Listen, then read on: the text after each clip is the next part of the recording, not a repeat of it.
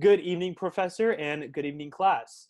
Today, we will talk about the conflict in The Bachelor in between Victoria F. and Peter. My name is Chase. Hi, my name is Nate. I'm Blake. I'm Savannah. And if you don't know what this show is, it is a show about one guy and about 30 other girls. And every single week, he has to narrow down those girls until he finds the one he wants to be engaged to. So this one girl, Victoria F., she's kind of the one that kind of goes throughout the whole show for a long time, and she is a manipulative person. So we will talk about a lot of the conflicts that they have and why they have them, and we will go into depth and talk about every single thing that goes on through this show. So if you don't want to watch 12 episodes of this thing, we will kind of narrow it down to 30 minutes of what we have to say. So class, I hope you enjoy.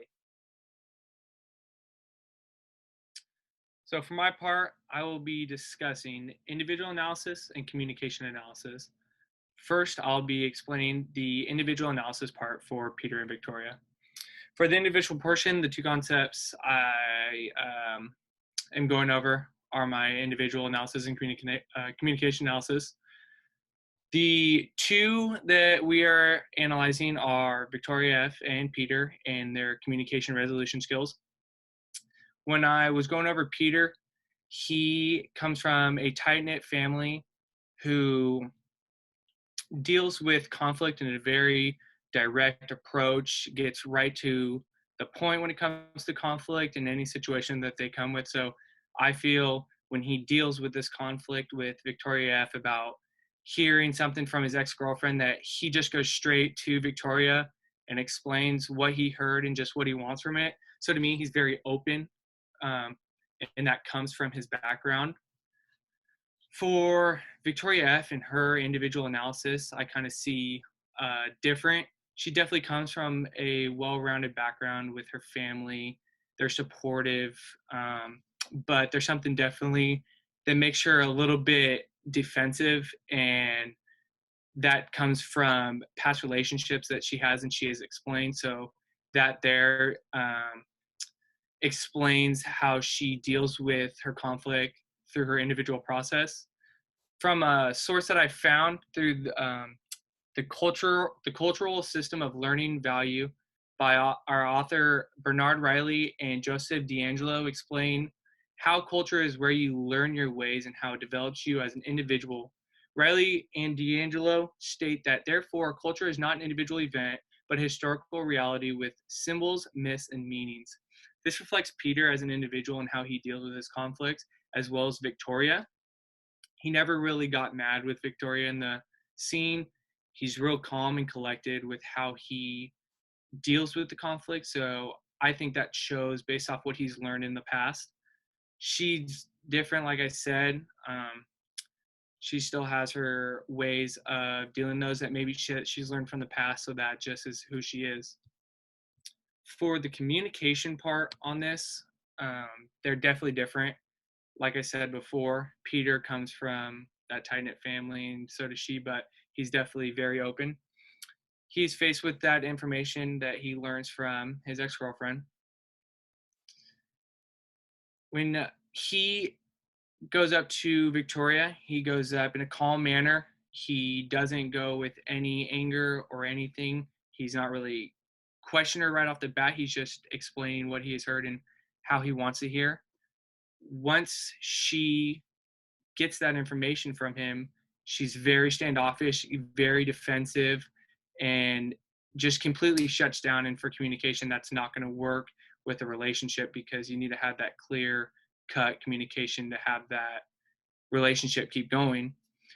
In an article, Conflict Communication in Adult Relationships, authors Rachel Deming and Deborah Mullen explain how there are multiple aspects that need to be worked on so a relationship can make it through a conflict. Deming and Mullen state, therefore, intimate and open communication builds and maintains an attachment bond between adult partners. This explains that relationships need to have good communication to strive. She doesn't try to communicate with Peter in this. She just gets super defensive, shuts down so that the communication is completely blocked. Peter still does very well with the situation and tries his best to de-escalate as much as he can so that they're able to talk, but it just doesn't work. This is what I got with my 2 analysis. Here goes on to Chase for his analysis as well. Professor, hello class, I'm Chase, and today I will be talking to you about the perception analysis and the system analysis. So in case you didn't hear, we will be talking about The Bachelor. We'll be talking about Peter and Victoria F. and how they kind of worked and how they kind of worked through all the drama that they went through throughout the 12 episodes that went through. So for the perception analysis slide, perception is a process of analyzing and understanding a stimulus and what it is. But it may not always be possible to perceive the stimulus as what they are. So that is where perception errors come into fact. And what we see as one of the perception errors is this thing called the halo effect. And the halo effect happens when an individual, like a person, has a tendency to create an impression of others or themselves in one area and uses that to influence the opinions for someone else. So when we talk about Victoria F., she kind of shows in the show how, she cries a lot and she's like not as like confident as everyone thinks she is, and she just like really shows her emotions. They do this when they go on their first date. They do this when they go on their first group date as well. And she goes to like a fat fashion show and she's crying. And then she goes out there and she absolutely kills the whole thing. And she just kind of creates this like halo effect that she's not like confident as she is. And yet she has done all these things, but she's making it seem weak. And she's trying to make others feel weak like herself. So another one of these perception errors is called stereotyping. So stereotyping, as you can see, it's like it forms a flawed opinion about someone else. So if you look about it here, we kind of see how like the stereotyping it's really used for inability to judge someone else. So when you kind of want to feel better about yourself and want to get on top, this is what you kind of do. So what happens here in The Bachelor is that we can see everyone has a different view of things and how the show should be run. So we all kind of look at it and we see that like Victoria over here is stereotyping this person and all these other girls are stereotyping all of the other girls. So this like creates a flawed opinion from one person to another. And then when they start to spread those stereotypes as well, that affects the whole show, and that affects Peter as well because he's caught up in all of this, and all of the stereotypes kind of just like of the show and of like the women themselves before they join kind of creates all this drama that is going on. So next, on to my system analysis. One of the system analysis we see of like the larger picture is where the ABC network kind of controls their every single life. So in case you did not know, on the show, they're not allowed to have their phones. They are not allowed to really listen to anything. They can't really read they can only read certain books, and they have to bring a certain amount of suitcases, wear a certain amount of clothes. They're very limited to what they can do. And they are supposed to girl talk or boy talk and kind of have all this drama with it.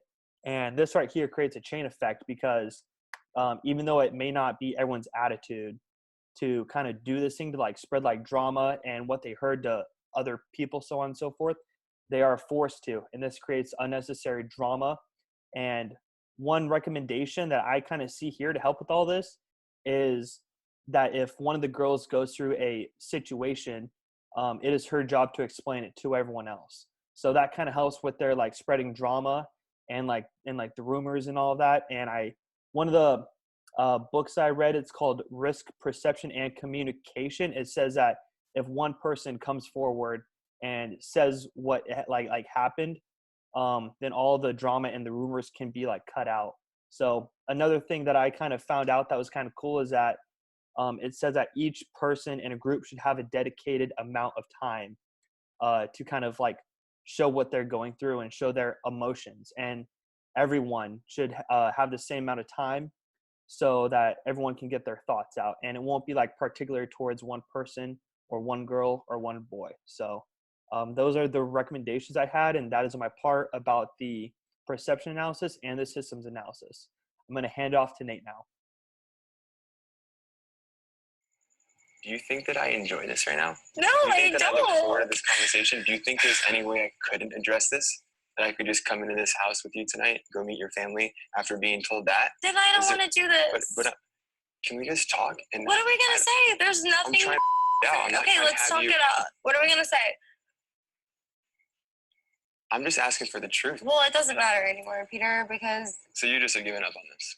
you literally just came in here to act like that. Are you kidding me? Excuse me? I literally Excuse you, what? I just walked up here. I did not accuse you of anything. I simply told you what had happened because I We're was. supposed to meet my family tonight, and you decided that what Marissa told you was more important than meeting my entire family. What is this right now? I don't know. I have why are nothing you to say to being- you right now. I just have nothing. Do you ever fight for anything that you really want? Yeah, I do. Because I haven't felt you really fight for this. Really? You It's like- haven't? It's like That's multiple. funny. But no, I'm being 100% real with Okay. you. I feel like every time it's been me trying to talk you down or you wanting to give up on Okay, something well then, or give up on us. okay. If that's how Do you not feel. agree with that? Yeah, I don't. In the I last do not. from the last rose ceremony or a second one-on-one, No, I don't agree with you. walking out.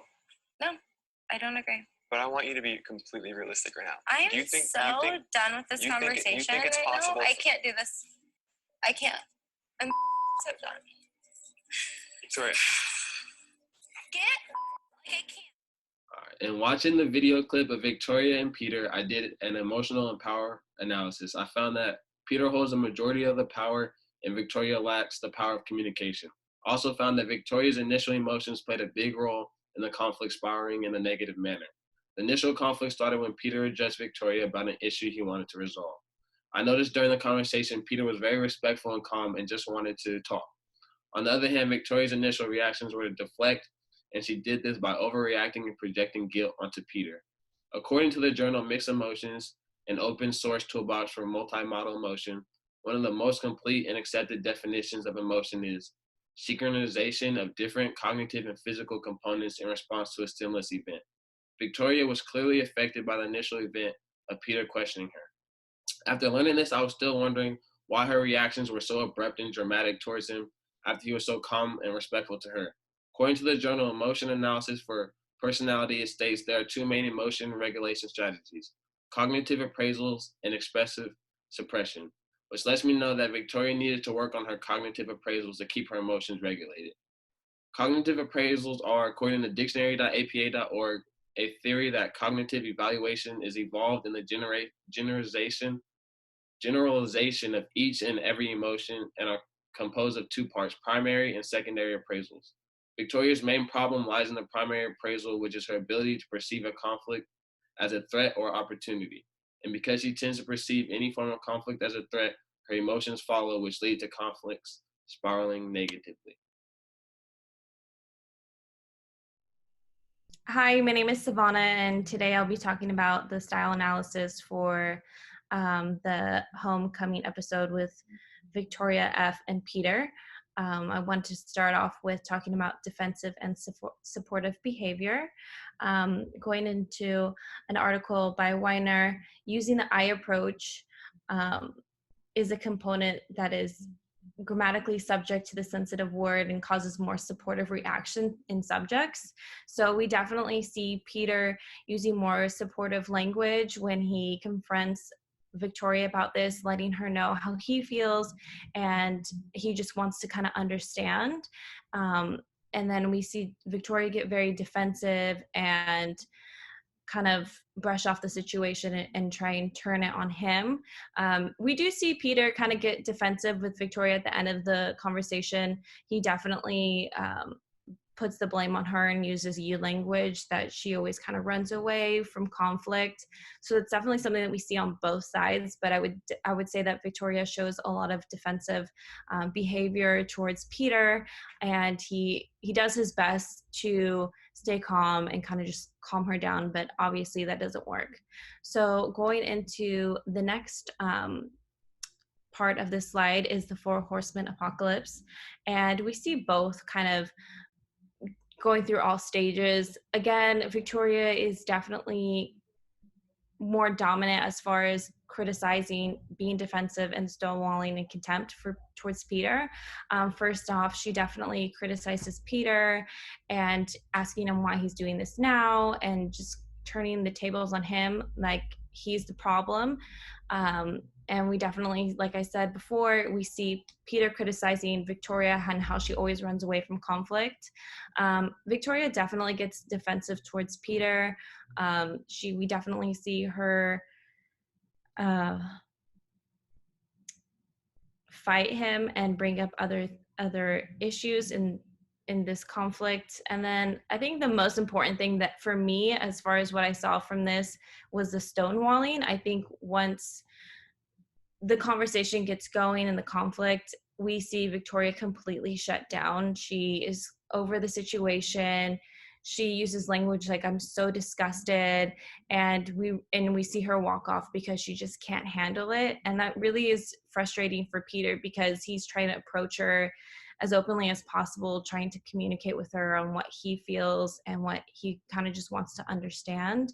And then contempt, we definitely see a lot of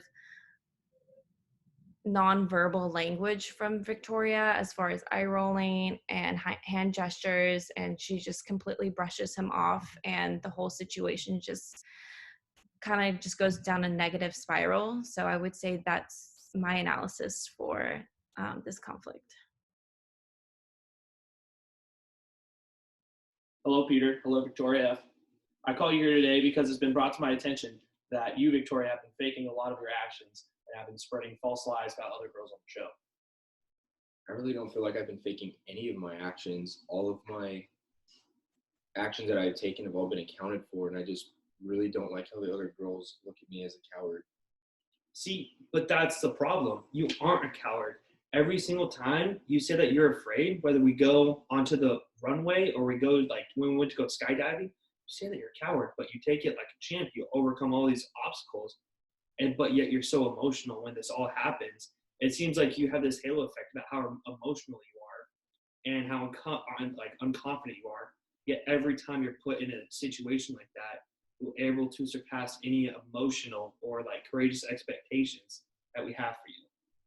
I just feel like people should start to care for me and care for me for who I am.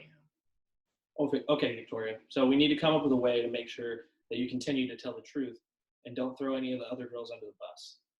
We need you to stop using the chain effect and need you to stop putting the halo effect around yourself. What do you even mean? Like, you have this tendency to attack me literally every time we talk. Like, every single thing that's said wrong, you come at me for it. You always just want to make sure that I'm the front end of a stick, kind of. And so every time you do this, you put this effect around yourself that you're just like a goddess, and you have all this emotional baggage going on, and it all falls back on me. Okay, so how about, why don't you explain to us the fact that while we went to your hometown, you actually didn't tell us the fact that you had broken up marriages in the past? That's not even true. That was something that someone, a false allegation against me, and you believed her, and you didn't even believe me. That never happened, but you accused me. Well, even though it happened, I feel like there's a lot of bias towards you now. So even throughout this whole show, you've been spreading drama, kind of like gaslighting yourself throughout this whole show. And you just need to learn to be truthful with us, and especially with me in the end, because now it's all like stereotyped around you and how you acted. Everyone in this show and outside of this show has stereotyped you about the kind of woman you are. So from now, here on out, it's just you need to tell every single person the truth about yourself. There is a quote from this communication chain article I read, and it says, when chains are triggered by external interruptions, they have more links. And I feel like you are that main link in between all of the women here and myself, just spreading all this drama.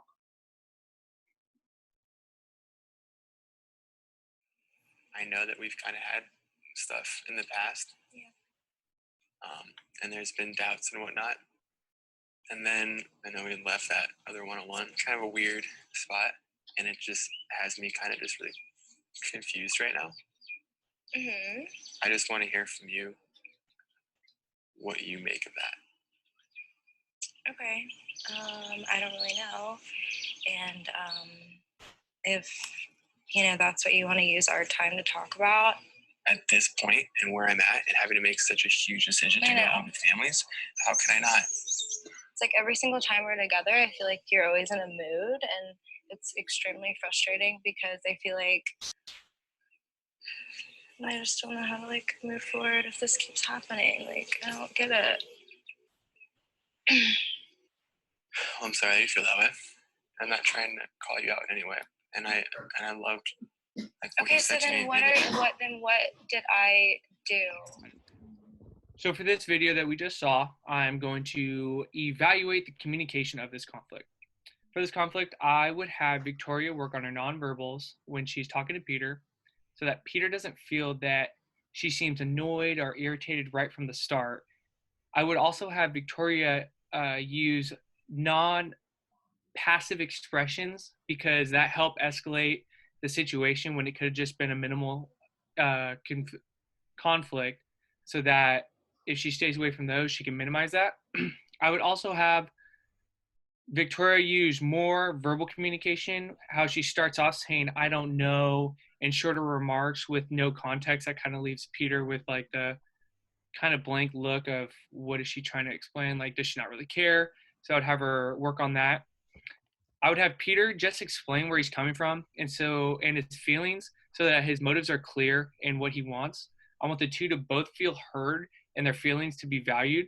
I'd encourage good active listening from both of them to ensure the feeling that both of them are being listened by one another. This is how I would help with the communication in this conflict to effectively work this out. Hello. So for my mediation approach, I would choose counseling because I feel that for Victoria and Peter and their relationship, I feel that most of their communication isn't um, that fluent. I feel that there's a lot of struggle for them to communicate how they feel, and this conflict especially, I see that they're not really getting anywhere. So first off, I would start off by having them state what their intentions are. What do they expect to get from this conversation? How do they want to conclude it? And how do they want to move forward? So I think it's really important, especially for Peter, to state what his intentions are with bringing up this situation that his ex-girlfriend mentioned. That way Victoria understands where he's coming from, where he wants to go, and she has more of a clearer picture of what he's thinking. And I think it's important for Victoria to express how she feels as well to Peter. I would also start off by asking them to state how they feel rather than try to assume how the other person's feeling, because I feel a lot of the time with especially with Victoria, we see her just assuming how Peter's feeling and where he's coming from, and sometimes she's completely far off just because she feels insecure or doesn't know how to deal with the conflict. She puts a lot of pressure on Peter and where his thoughts are. And then I think I would also ask them to both, try and keep eye contact, not really. I do a lot of eye rolling and things like that, because I think it really frustrates Peter because he is really good about giving eye contact and trying to show that he's serious and he wants to have this mature conversation. But Victoria, when she looks away, fiddles with her hands, plays with her hair, I think it just kind of shows that she's not really in the conversation. And I think that's what really upsets Peter. And then I would say probably to end it off would definitely be how do they want to move forward with this situation, because we do see that they bring it up again, and it's not something that you just look past. I wouldn't say just the situation itself, but I feel like how she handles this conflict is something that Peter does not feel secure with, and that's something that Victoria really needs to work on if she expects the relationship to go anywhere. If I were hired to be a conflict coach for Peter and Victoria after doing an emotional analysis, it would look like this. Hi, my name is Nathan. Today I'm here not to take sides or have any bias. I'm just here to help the conflict move along so it can be resolved. I also want to know that everything talked about, I want you to know that everything talked about is confidential, so not leave this room. I first want to start by asking you both to give me your sides of the story. And after they gave me the sides of the story, I would then say my first job is to educate both of you on the importance of having a good emotional intelligence. This will help both of you because after mastering the concept, you'll be able to effectively notice how each other feels personally, how you feel personally, and how the people around you feel. The importance of this skill is so prominent to your situation because it will allow you guys to decipher if the conflict is serious and needs to be addressed right away or if it can be put on hold until you're in private. While listening to Victoria's side of the story, I noticed, Peter, that her problem was never with you asking her if what your ex told you was true, but with the timing of when you did ask her.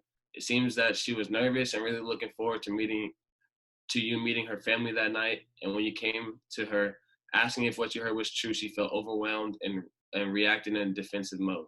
Now, Victoria, it seems that Peter's problem is that whenever he tries to discuss a conflict between the two of you, you don't give yourself any time to actually talk it out. Instead, you just flip the script on him or you shut down and don't want to talk about it anymore. Learning to have strong cognitive appraisal skills will really give you a better chance at not always shutting down when you think a conflict is stressful. Cognitive appraisals is the individual understanding of a circumstance that eventually impacts the degree to which the circumstance is seen as upsetting. A great way to practice this is to be mindful whenever you find yourself in a conflict that your initial reaction or response should never be deflecting or gaslighting. Instead, you should try and listen fully to what is being said while keeping a level head so you can assess the situation with a calm state of mind.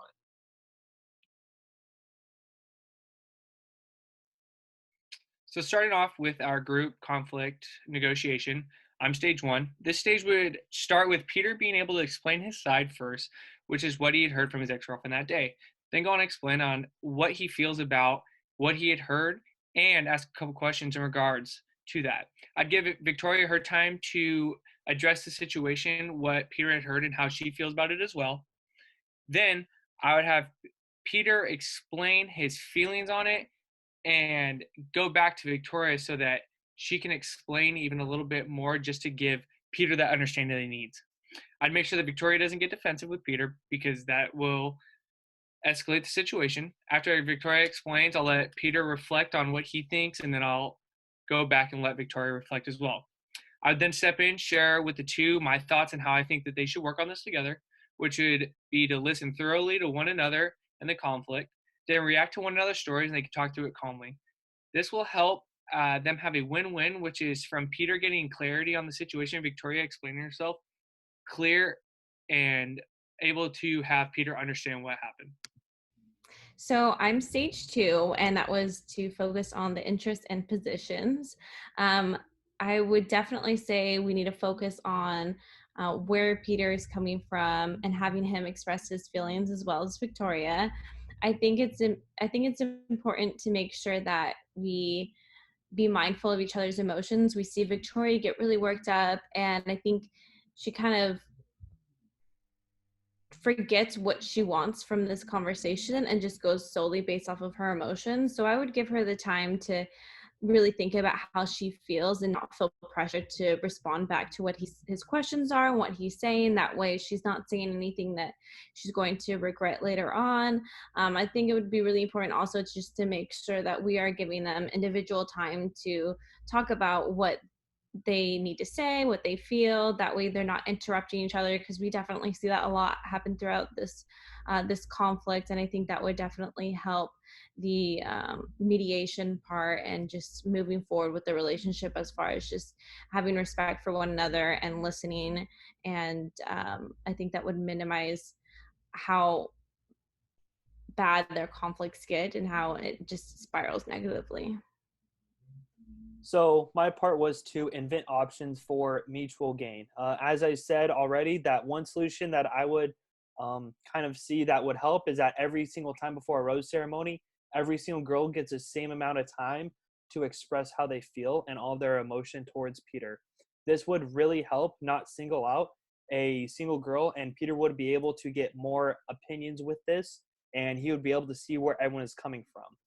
The next solution that I see that might be a little bit more dramatic is that Peter should be able to see all of the raw, or at least a select amount of like the raw footage that is taken from the show.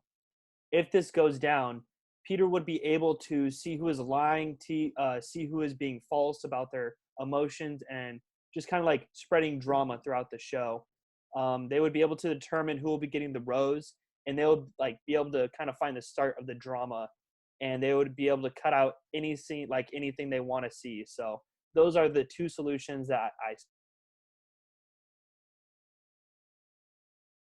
The best choice for cooperative resolution is for both Victoria and Peter to come to a compromise. There's no win-win situation because the event of the conflict has already passed. So their best course of action is to learn from their mistakes and move forward. They can do this by both accepting that they played a role in the conflict and explaining to each other that they will act differently if another conflict arises. Also, they will compromise by Victoria telling Peter that she will work on being more calm and understanding when Peter comes to her with an issue, and Peter will work on making sure that he's bringing up potential conflict at the right time and it doesn't seem like he's attacking Victoria.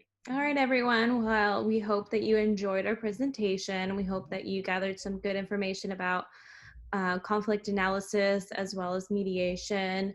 And just in case any of you are wondering, he did not end up with Victoria, sadly. But if you'd like to see more, definitely check it out online. And we hope you guys have a good rest of your semester.